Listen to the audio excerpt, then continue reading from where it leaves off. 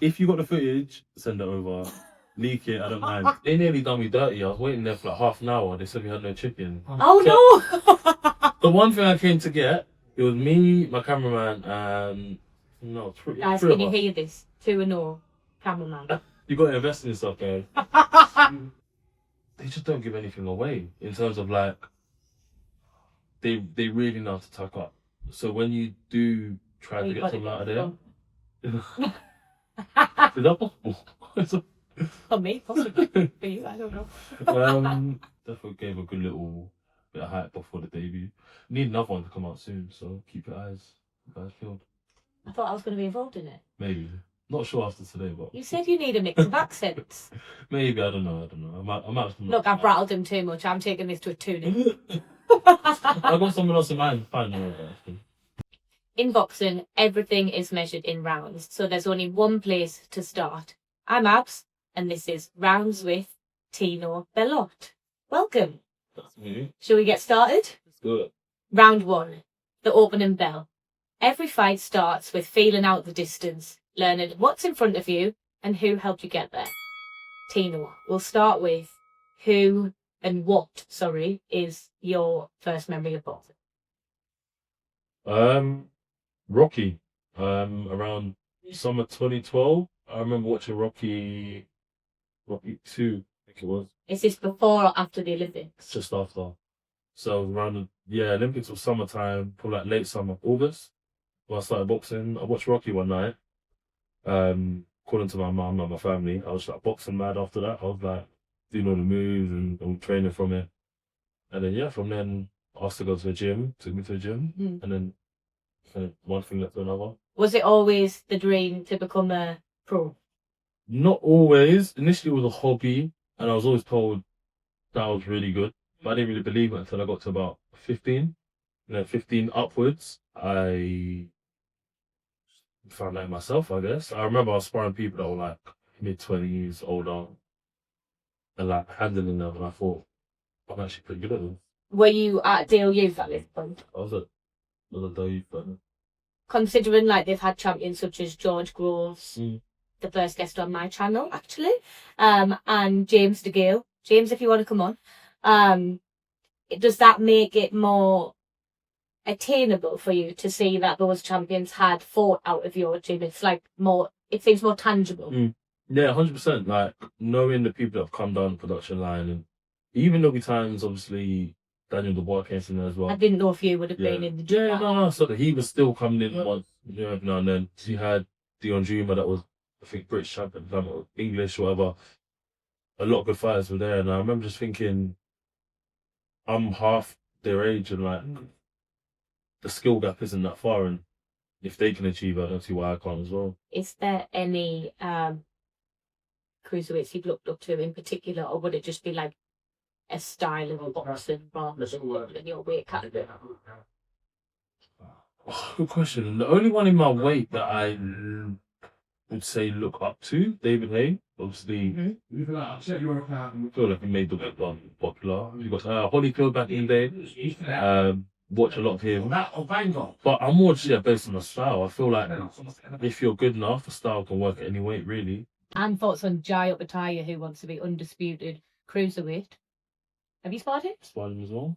What's that like? He's scary. He's a very intense person. It's on footage. Someone's recorded it. There was loads of people in gym. I don't know who has the footage, but I know there were cameras out everywhere. But I don't know who's got it. But if you got the footage, send it over. Leak it. I don't mind. Put that out there. I've been in a room with him, and he's just a very intense. You can't see at all what he's thinking. Yeah. I remember he walked in. He was sparring a few other people. I was the first one in, and everyone was like, "Oh shit, he's here." And I was like, "Cool, I'm up first. I'm getting ready." I'm not thinking too much about him. Yeah. But even after the spar, like we're talking that, and he's just very like to the point where it's like you can't tell if he hates you or if he's just like very chill. I can see if you were fighting him, it would really put you up. But I think that's what a lot of it is. A lot of it, like even the other people I saw him spar, like he done a lot to them, and like a lot of it was just from the first bell. They were just like on the back foot. They were just Try to survive. No? No. That's why I need the footage to come out, man. I need the footage. No, obviously, good fighter. Probably, he was one of the handful of fighters I've come out there and thought, you can see why they're like the level they are. Your first fight was at York Hall. Yeah. So what was that like for your first fight? Talk me through the arriving at the venue, getting your wraps done, warming up, ring walk obviously, and then getting your arm raised. It was a long day. I remember weigh-in was about the same day weigh-in. Essentially, it was free to go after 4 o'clock, and I was scheduled to go on at 7:30. Bridgefield went Nando's down the road, like chill. Oh, it's always the Yeah, Nando's. They nearly done me dirty. I was waiting there for like half an hour. They said we had no chicken. Oh no! The one thing I came to get, it was me, my cameraman, and no, three. Guys, three can of you us. hear this? 2-0, cameraman. You got to invest in yourself, guys. And then they were like, got no chicken left, and I was like, we really need orders to go now. And then like, I think. What's the backup if you can't have Nando's? No, we waited. We just had to wait, but we had to eat on the way back.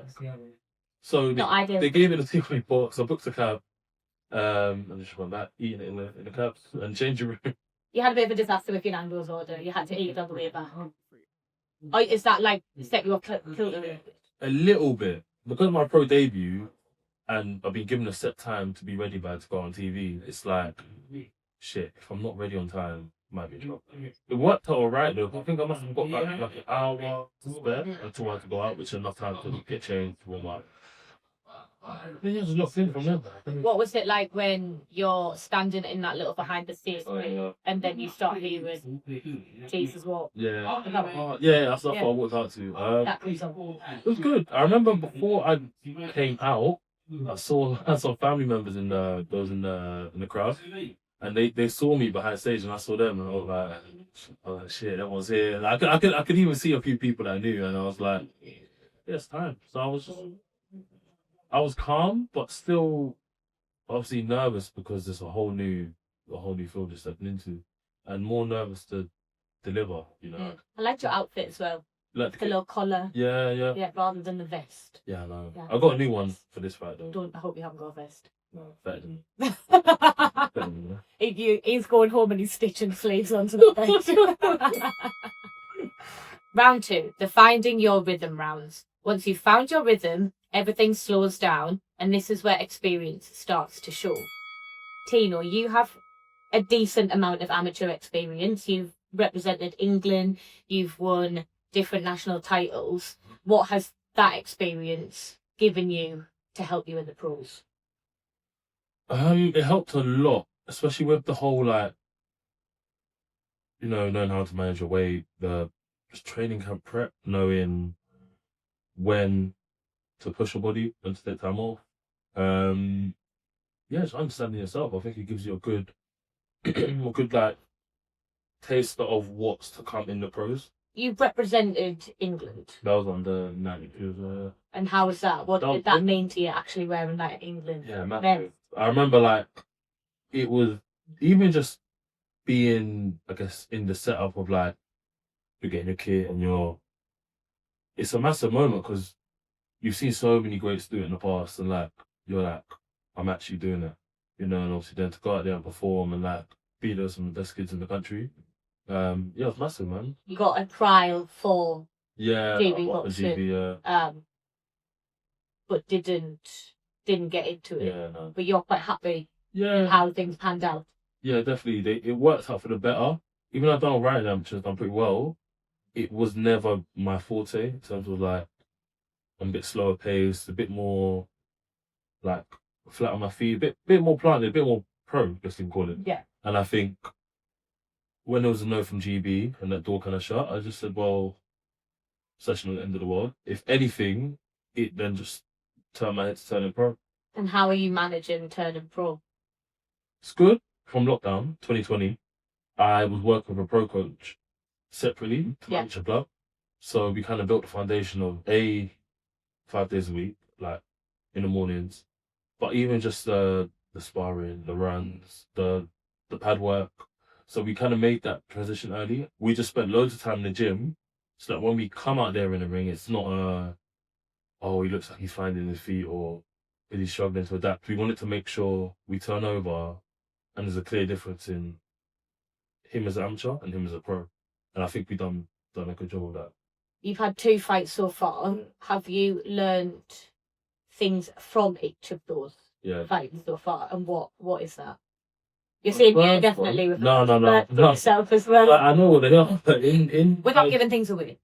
In my debut, I remember catching some good shots, and like you can feel the shots landing because gloves are a lot smaller, and like they just don't give anything away in terms of like they really know how to tuck up.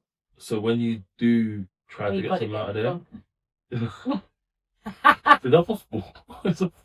For me, possibly. For you, I don't know. No, I think you kind of just learn that it's definitely more systematic for how you get them out of there, and also the right shot at the right time. On those fights, was it what you expected? Yeah and no. So like the gloves, because we've done a lot of prep work in 10-ounce gloves, so you know how it feels already. But at the same time, journeymen are a lot harder than people realise. Like, you hear about them and just think, oh, if you just land on their chin, they're just flat out. Yeah. But that's actually not the case. Round 3, the digging deep rounds. Each fight has a moment where you've really got to dig in, and the pro game brings its own tests. Tino, you have to work alongside being a professional boxer. You are a boxing coach and a qualified PT. What's it like having to juggle between the two? It can be tough because, especially when you're in camp or like you're going through a lot, whether it be in work or boxing, there's times where like you're trained from 9 to 12 and then from 12 to 8 at night you're working. So like your whole day is training, you're already tired, have a quick lunch, and then boom, you're working again for 8 hours. And being a coach, as much as it ain't physical, you're not like doing a lot. It's mentally draining because you've always got to be 100% with people. You've always got to like tailor a program for someone. You've always kind of got to be on the ball. So it takes it out of you. It's not easy, but you know, I enjoy what I do, and I think I'm pretty good at it as well. So again, we're like, it charges £120 for 1 hour, but it's worth it. It is worth every penny.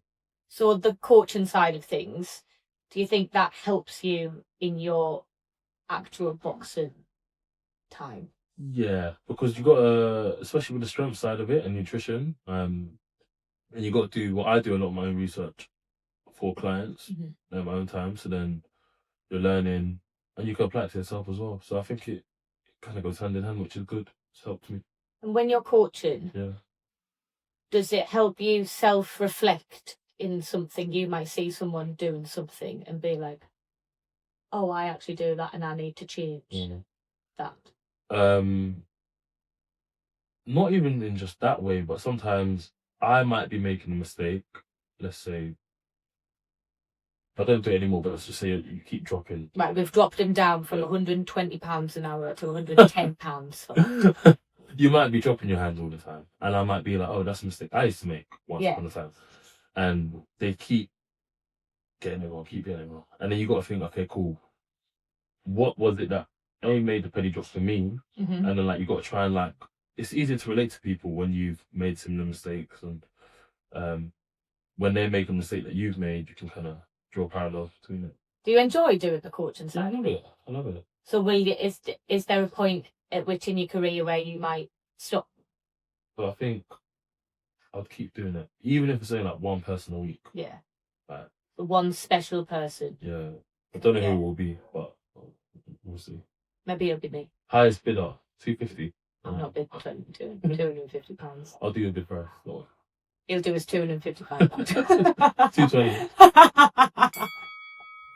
Round 4, the final bell. The best fighters don't chase finishes. They stay in control and close the show out their own way. Aside from the fight that's upcoming, which obviously you'll be hoping to win, what are the aims of the next 12 months? Be active. That's number one. Like, is there a way that you can be more active than you have been? Like, what's the reasons that things have fell through previously? It's been tricky, like a lot of different factors, but I think the biggest one is there's not a lot of fighters out there in my weight, and the problem is a lot of people aren't taking 50-50 fights yet, which is understandable, but it does make it a bit tricky to maneuver. Might you have to go abroad? We consider that a point. Still a possibility, but obviously ideally we'd rather build our name over here, but do what it takes. So, other than staying active, Yeah. what do you want to show people? Show something different every fight. Like, we want to get different styles of opponents. What I'm going to show into each time my fight, I've pulled off loads of times already in sparring, but you want to show people and they say, wow, like, he's really improved since the last fight. Keep people guessing. You never really know what version of me you'll get on fight night, you know? Oh, and that's when you'll start the mind games. Never know. Maybe I've started with them earlier. Maybe 1-0 to you. 1-0 to you. How about 1-0 to me? I've rattled him. Yeah. I've rattled him. No. I might be lying. He's not lying. You mentioned that you want to make a name for yourself here. You have got your own YouTube channel. You made a promo video. What made you do that? It's always been something I've been passionate in. Like, outside of boxing, like, I've always just liked good film, good videos, just creative ideas. And I thought not many boxers do it. And if they do, it's often quite poorly done. No, I like your debut video. Yeah, I was like, if I'm going to do one, do it properly. I had people like calling me saying like, who did I hire? Like, it looks like a Nike promo, or like, and I was like, no, literally me and my friend, I think about 3-day turnover from filming to getting it out. And do you think that aided in getting fans down to your call? Yeah, I think it helps you like build a following on Instagram. Definitely. It just helps with people kind of looking at you a certain way. Definitely gave a good little bit of hype before the debut. Need another one to come out soon, so keep your eyes peeled. I thought I was going to be involved in it. Maybe. Not sure after today, but... You said you need a mix of accents. Maybe, I don't know. I might have Look, I've rattled him too much. I'm taking this to a 2-0. I've got someone else in mind. It's fine. What is your full aim in boxing? Inside or out? Tangible, intangible? In boxing, ideally would want to be a unified world champion. And outside of it would be inspire people the same way I was inspired by people before, like the last generation. So if I can kind of just be a role model, be a person someone can look up to, even if it's not boxing related, someone would just look at me and be like, I like the way he carries himself, or I like the way he does that. I think that for me would be a perfect career. That was Rounds with Tino Bellot. 4 rounds, 1 fighter, 1 journey.